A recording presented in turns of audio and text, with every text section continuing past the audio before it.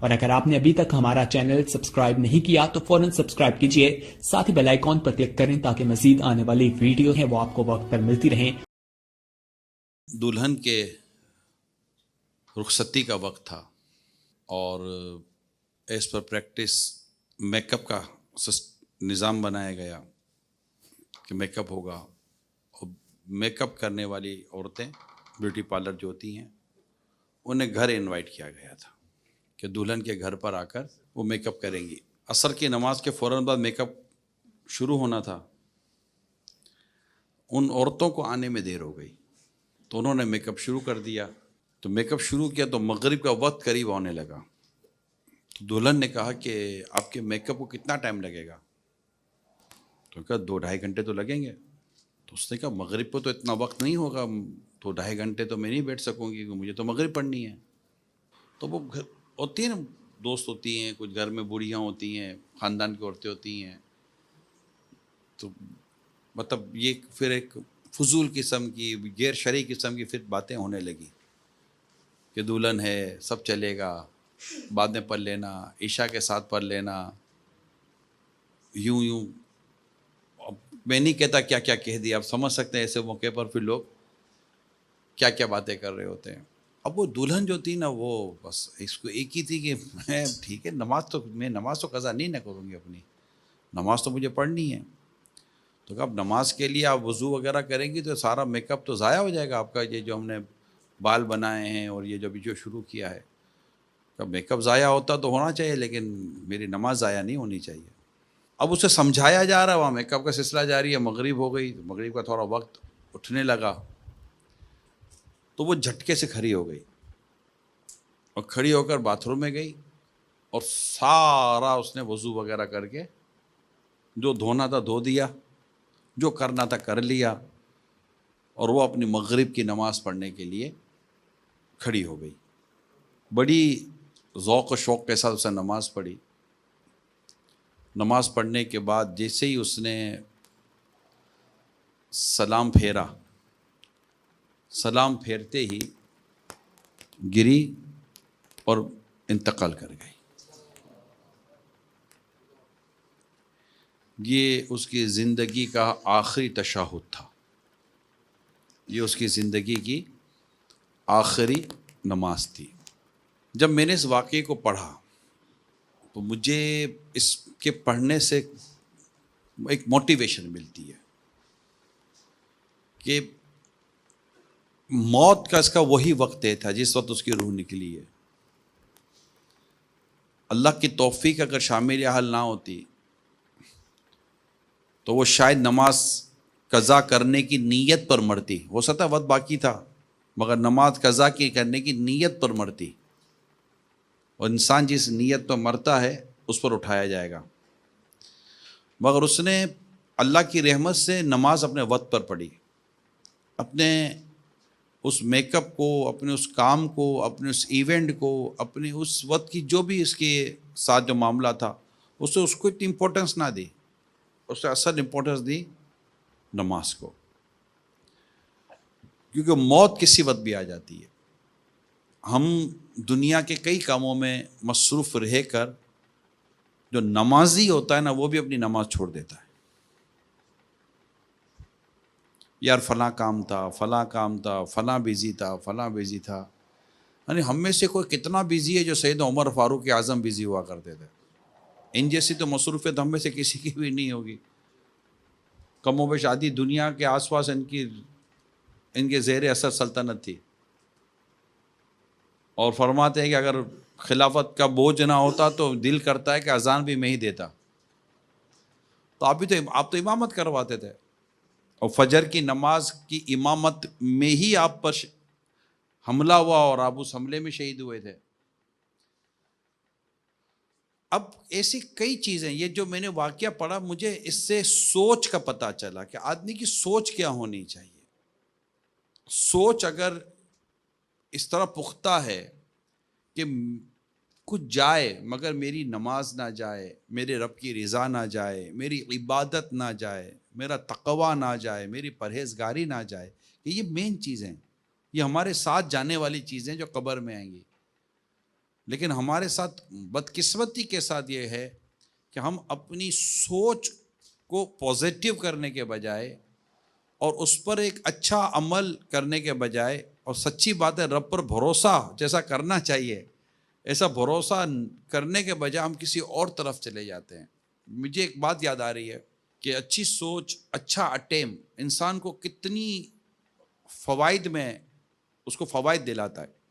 یہ ایک ایسے شخص کی میں بات اب بیان کرنے جا رہا ہوں آپ کو کہ جو ایک عرصے تک ایک کمپنی میں جاب کرتا رہا اور فائنلی اس کو یہ ہوا کہ اب آپ کی جاب کو ہم کنٹینیو نہیں کر سکتے، تو آپ اپنا انویلپ لے جائیں اور جو آپ کو ہم پیسے دینے ہوگا کوئی سے جب ختم ہوتی ہوگی تو ان کو کوئی پیمنٹ ملتی ہوگی، جاب کرنے والے کمپنی کے رولز ہوتے ہیں کچھ. تو وہ خیر وہ گیا اور اس نے اپنی وہ پیمنٹ جو تھی کمپنی سے لی. اب اس کے پاس سوائے اس پیسے کے کوئی اور پیسے نہ تھے، سوائے اس پیسے کے لاکھوں روپے تھے وہ. اب وہ گھر کی طرف جب جا رہا تھا تو راستے پر سوچ رہا تھا کہ اب ان پیسوں کا میں کیا کروں، روزگار کرنا ہے، فیملی ہے، یہ سب کچھ دیکھنا ہے، کہاں لگاؤں، کیسے انویسٹمنٹ کروں گا، کیسے روزگار ہوگا، کیسے آمدنی کا سلسلہ ہوگا. اب یہ ساری اس کی سوچ اس طرف کام کر رہی تھی. گھر گیا. اب گھر جا کر والدین تھے اس کے، والدین کے ساتھ بیٹھ کے اس نے کہا کہ وہ مجھے کمپنی سے یہ پیسے ملیں. تو اچھا ماں باپ ہوتے ہیں کہ بیٹا حج کا موسم ہے ہمیں حج کرا دے. اب بیٹا ماں باپ کا منہ دیکھ رہا تھا کہ میرے پاس اس کے سوا کوئی پیسے ہی نہیں ہے، اور ماں باپ کہہ رہے ہیں کہ بیٹا ہمیں حج کرا دے. اگر حج کرا تو سارے پیسے تو حج پہ خرچ ہو جائیں گے. اچھا موسم بھی حج کا تھا. تھوڑا لمحہ اس نے سر جھکا کر سوچا تو کہا ماں باپ کی خوشی حج میں ہے تو چلو حج ہی کرا دیتے. اس نے کہا جیسا حکم. والدین کو کیا کہا؟ جیسا آپ کا حکم. حج کی تیاری، سامان کی خریداری اور پھر سارا اہتمام پھر وہ جب کر رہا تھا تو پھر اپنی پوری دل و دماغ سے کر رہا تھا، اور کر کے اس نے سارا اپنا وہ تیار کیا اور ماں باپ کو اس نے حج پر بھیجا، چھوڑنے گیا. اور ماں باپ تو خوش نہ کہ یار بیٹا حج کرا رہا ہے. ماں باپ نے بھی ماشاء اللہ حج کیا، حج کر کے واپس آئے، بڑی دعائیں دی اپنے بچے کو. ماں باپ خوش بہت تھے. اب بچہ تو اسی کنفیوژن میں تھا کہ اب میں کروں گا کیا، جو پیسے تھے وہ تو سارے مطلب کہ انویسٹ کر دیے نا والدین کی خوشی پر. کس پر انویسٹ کیے؟ والدین کی خوشی پر انویسٹ کیے، اللہ کی رضا پر انویسٹ کیے، اور ساری موری لگا دی. کہتے ہیں سارا جتنا پیسہ تھا لگا دیا. اب اس کے ہاتھ میں کچھ تو تھا نہیں. ماں باپ آئے، خوش تھے، دعائیں دے رہے تھے. ایسے میں فون کی گھنٹی بجتی ہے. اس نے اپنا فون اٹینڈ کیا، اور فون اٹینڈ کر کے بات جب شروع کی تو فون اس کی کمپنی سے آیا تھا. کیا کہ سر وہ کچھ پیمنٹ آپ کی باقی تھی وہ آپ لے جائیے. جب وہ پیمنٹ لینے گیا اور جب اس کو پیمنٹ کا انویلپ ملا تو وہ آدمی کہتا ہے کہ جتنے پیسے میں نے اپنے ماں باپ کو دیے تھے نا اتنے ہی پیسے مجھے کمپنی نے پھر دے دیے. یعنی جتنی پیمنٹ میں نے اپنے ماں باپ کو دی تھی، اور فائدہ یہ ہوا کہ اس رقم سے میرے ماں باپ نے حج کیا، مجھے ماں باپ کی خوشی ملی، میں نے رب کو راضی کرنے والا کام کیا، اور میری رقم جہاں تھی وہیں کھڑی ہے، مل گئی. اچھی سوچ. ہم بہت پریشان ہو جاتے ہیں، ہم نیگیٹو ہو جاتے ہیں، یار کیا ہوگا، گھبرا جاتے ہیں کیا ہوگا، اب کیا ہوگا، کورونا ہو اب کیا ہوگا، 2 سال کے بعد کیا ہوگا، 3 سال کے بعد کیا ہوگا، 4 سال کے بعد کیا ہوگا. ایک ہوتا ہے ایڈوانس تھنکنگ، ایک ہوتا ہے اوور تھنکنگ. دونوں میں فرق ہے. ایڈوانس تھنکنگ کبھی کام آ جاتی ہے، میرے ورڈنگ یاد رکھیے گا. مگر اوور تھنکنگ ہے نا، یہ انسان کو پریشان کر دیتی ہے. ایسی فضول قسم کی سوچ. 2 سال کے بعد کہاں ہوں گے، 2 سال کے بعد خبر میں ہوں گے کہاں ہوں گے، کسی ملک میں ہوں گے کہاں ہوں گے، اپنے گھر میں ہوں گے کہاں ہوں گے، اب پتہ ہی کوئی نہیں ہے. آج ہم شاہد بھائی کو میں عرض کر رہا تھا کہ ہمارے کراچی میں ایک جاننے والے 16 سال کا نوجوان بیٹا تھا، انتقال کر گیا. کہاں تھا یہ؟ انتقال کر گیا. تو ہمیں پتہ ہی کوئی نہیں. ہم نیگیٹو سوچتے ہیں. یہ نیگیٹو ان معنوں کرے کہ ٹھیک ہے فیوچر کے بارے میں تھوڑا سا اپنے اس کے بارے میں بندہ سوچتا تو ہے، لیکن جب اس کو ایک چانس ملتا ہے نیکی کمانے کا، خیر کا کام کرنے کا، آخرت کی تیاری کا، اپنی قبر کو بہتر کرنے کا، تو اس سے اپنی دنیا پر کیوں قربان کر دیتا ہے یار؟ اس سے رہنا کب ہے؟ بندہ اپنے رب کی مدد پر، اس پر بھروسہ کرے، اور بھروسہ کر کے وہ کام کر جائے جو اللہ اور اس کے رسول کی رضا والا کام ہے۔ مدد اللہ اور اللہ کی بارگاہ سے ہونی ہے، اس کے پیارے حبیب کی بارگاہ سے مدد ہونی ہے۔ بندہ اپنے آپ کو پیش کرے۔ ہماری زندگی، اب میں نے آپ کو 2 واقعات بیان کیے، اب اس 2 واقعات میں آپ سوچے کہ دونوں طرف ہے کیا؟ اللہ کی رضا کی طرف بڑھ جانا۔ آپ کو ایک ہی پوائنٹ ملے گا، اللہ کی رضا کی طرف بڑھ جانا، اور دونوں کو اللہ تعالیٰ نے نواز دیا، دونوں کو اللہ نے نواز دیا۔ اللہ کی رضا کی طرف بڑھ گیا، وہ اللہ کی رضا کی طرف بڑھ گئی۔ تو جو اللہ کی رضا کے کام میں اپنے آپ کو کسی بھی طور پر ایسا لگتا ہے کہ تھوڑا لاس ہو جائے گا، یہ ہو جائے گا، وہ تو اللہ کے کام میں نقصان کیسے ہو سکتا ہے؟ نقصان تو اللہ تعالیٰ کے رضا کے کام کے نہ کرنے میں نقصان ہے۔ یہ پرنسپلی دماغ میں بٹھا کر رکھیں۔ اگر آپ کسی کام کی طرف جا رہے ہیں اور آپ کو اس بات کا پتہ ہے کہ یہ کام اللہ کی رضا والا ہے، آپ لوہے دل پر لکھ لیں، اس کام میں آپ کو لاس نہیں ہو سکتا، نقصان نہیں ہو سکتا۔ وقتی طور پر آزمائش ہو سکتی ہے، آزمائش کا ہونا کچھ اور ہوتا ہے، کچھ چیک اینڈ بیلنس بھی تو ہوتا ہے، نہیں ہوتا ہے۔ آزمائش ہونا کچھ اور ہوتا ہے۔ آدمی برتن بھی تو بجا کر لیتا ہے نا کہ کچا ہے کہ پکا ہے، تو تھوڑا آزمائش آتی ہے، انسان ہے، آزمائش تو آئے گی۔ ہم یوں تو ہے نہیں کہ بغیر آزمائش کے، بغیر امتحان ہی کے پاس ہو جائیں گے۔ امتحان دنیا میں بھی، اور امتحان تو زندگی بھی امتحان کے ساتھ گزر رہی ہوتی ہے۔ تو اپنے رب کی رضا کا کام کرے۔ ایک نوجوان کہیں جا رہا تھا کہ مجھے کام مل جائے، کام ملا ہی نہیں، بہت ہی کوشش کی، مگر کام اس کو کہیں سے بھی ملا ہی نہیں۔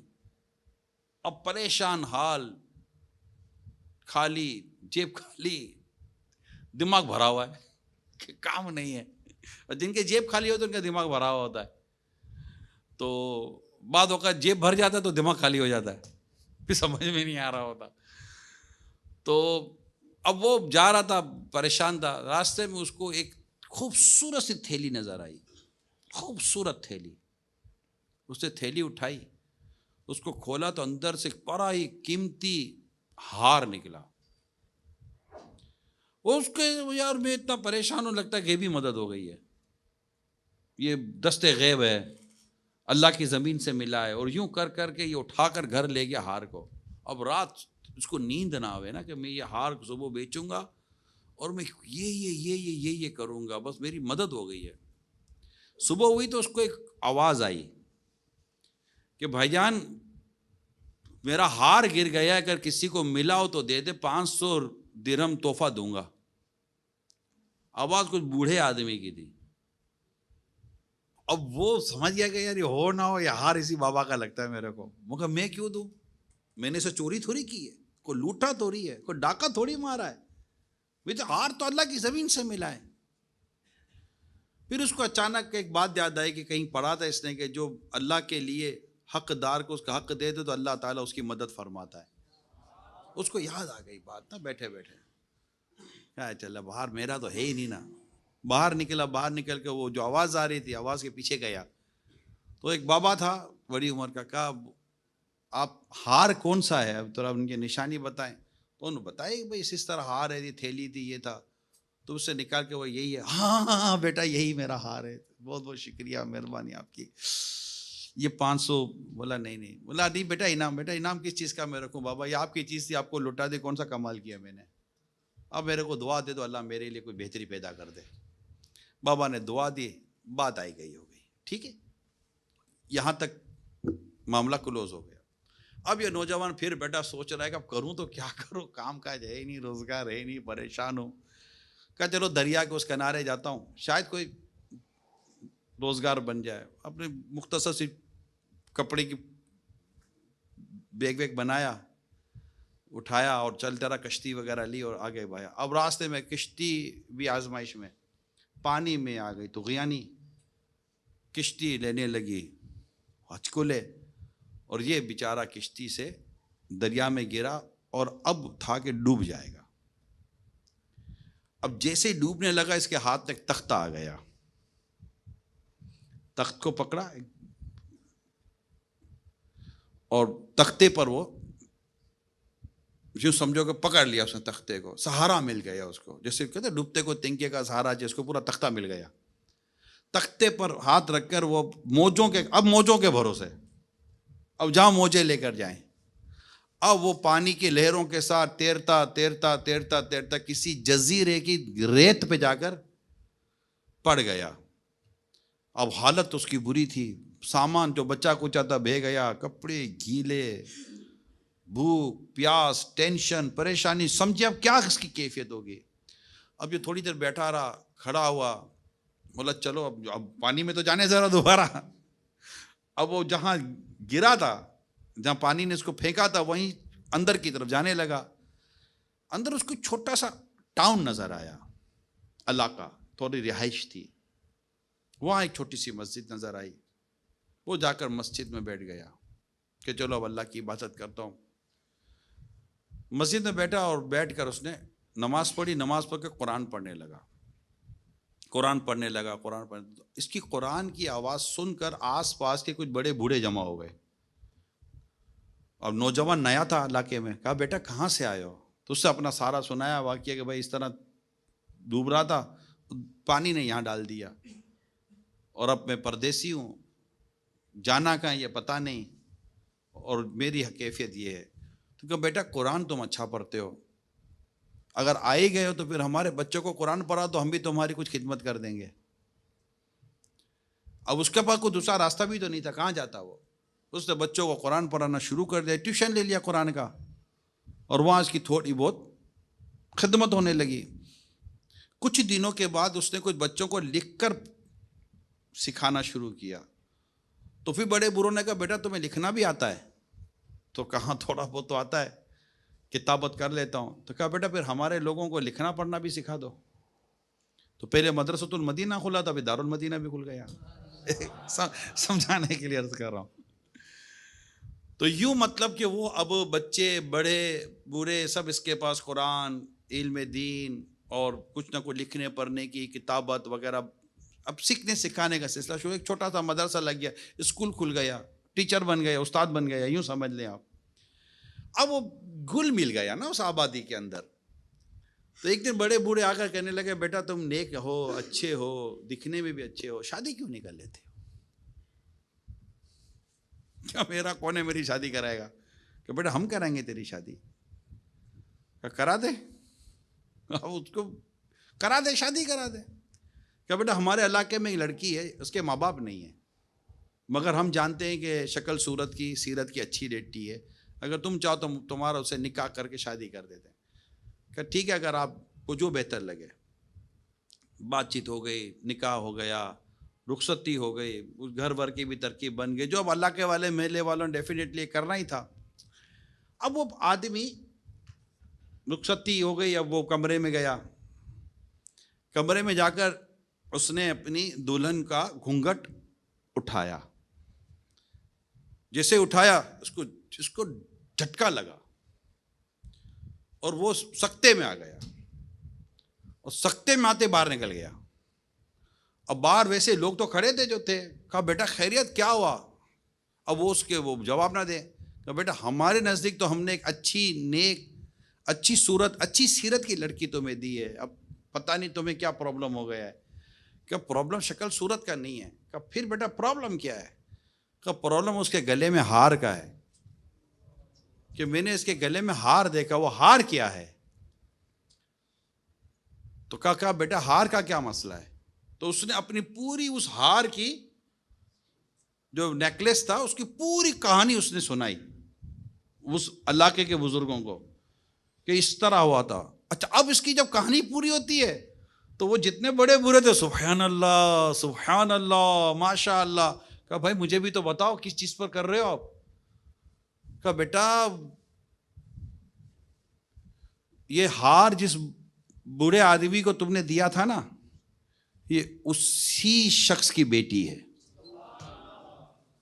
اچھا, کہاں؟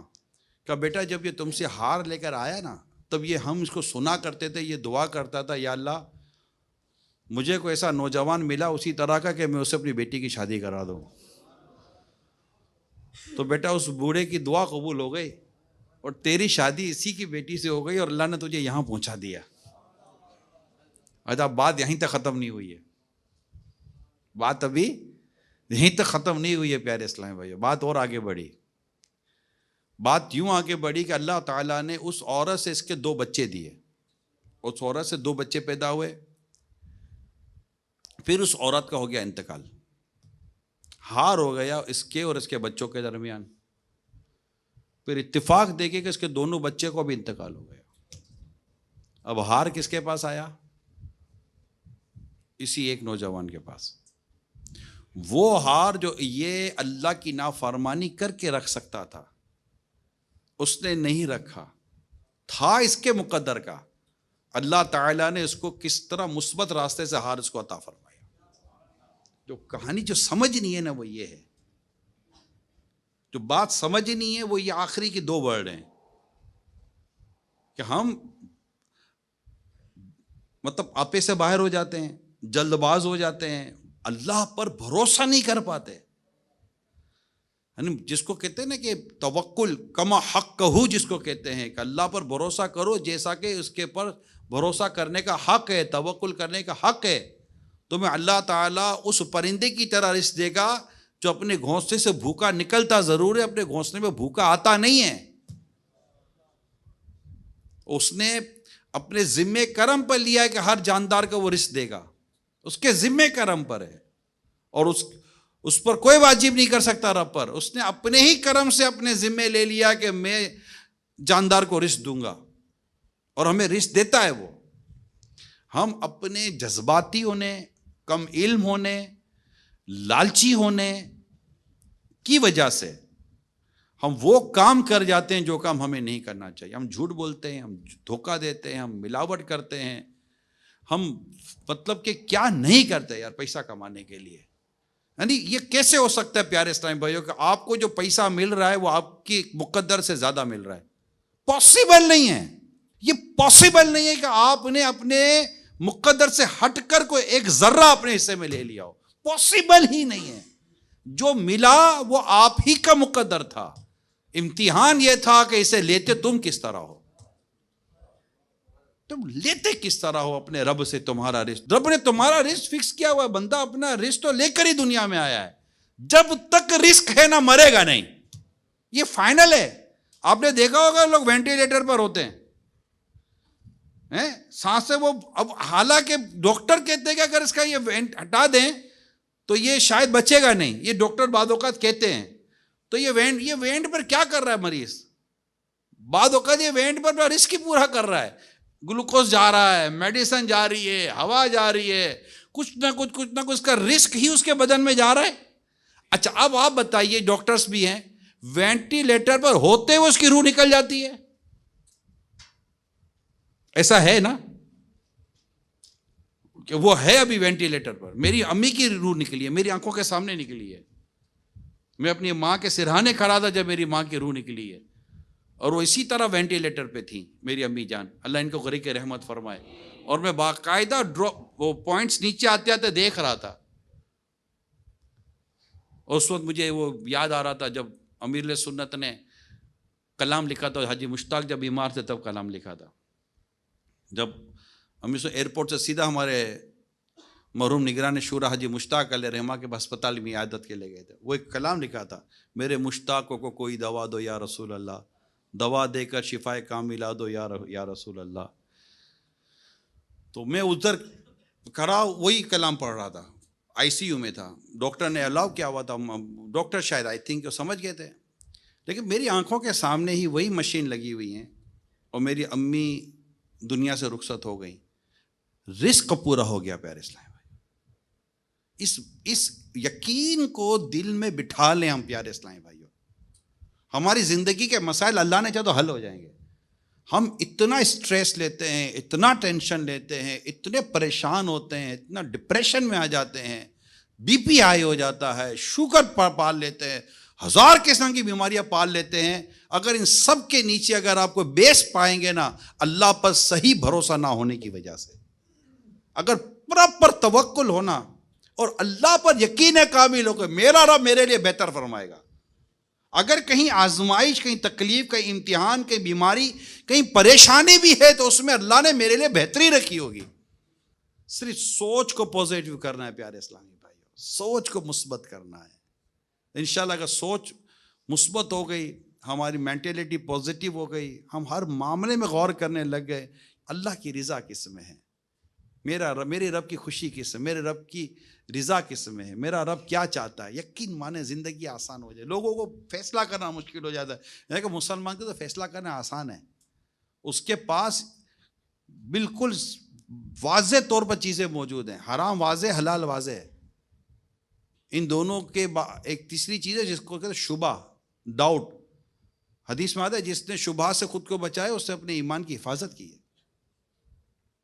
اس طرح کی روایتیں ملتی ہیں تو بڑا کلیئر ہے, کوئی ایسی کنفیوژن نہیں. ہمارے علم کی کمی ہے, معلومات کی کمی ہے, جس کی وجہ سے ہم کنفیوز ہو جاتے ہیں اور غلط ڈیسیجن لے لیتے ہیں.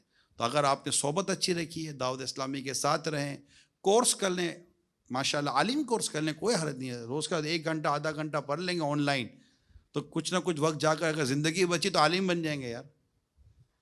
شریعت کورس کر لیں, تفسیر کا کورس کر لیں, آدھے پونے گھنٹے کی 1 گھنٹے کی کلاسز ہیں ہمارے آن لائن کی, کوئی پرابلم نہیں ہے. آپ موبائل پہ پڑھیں, موبائل پہ 10 قسم کے کام کرتے, ایک نیک کام بھی کر لیں, علم دین حاصل کریں کہ جو علم دین کے لیے چلتا ہے اللہ تعالیٰ اس کو جنت کے راستے پر چلاتا ہے, اور جو علم دین حاصل کرتا ہے اللہ تعالیٰ اس کی معیشت کو بہتر فرما دیتا ہے. تو بہت ساری اپورچونیٹی اگر ہم اس کو اویل کرنے کی کوشش کریں, اللہ عمل کرنے کی توفیق عطا فرمائے. آمین بجاہ النبی الامین صلی اللہ علیہ وآلہ وسلم.